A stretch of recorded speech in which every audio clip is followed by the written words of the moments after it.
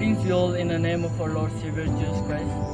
Hello everyone, my name is Muhammad Binyak from Social Action Committee, and I'm going to be speaking to you today about the usage of heroin type 4 sunflower. These days, most of our youngsters are highly addicted to heroin. It is highly addictive biodrug. Actually, heroin was first manufactured in 1898 by Bayer Pharmaceutical Company of Germany as a treatment for tuberculosis. As we all know that drug addiction is a state where the person is physically, emotionally and psychologically dependent on the drugs for their normal functioning.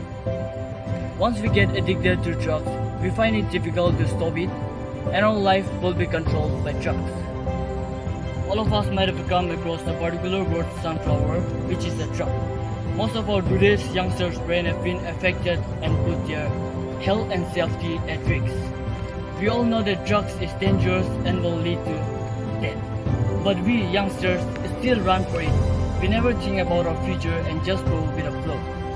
Using heroin type 4 sunflower for long term can cause damage to permanent organs, example like liver, kidney and brain, as well as lungs failure. Just remember, if we take too much of heroin, it can cause our brain to not receive enough blood and our breathings will also be affected, which will lead us to death. Come on youngsters, we can overcome from this heroin addiction. All we need is a strong willpower. Okay, let me mention some few tips to overcome the heroin addiction.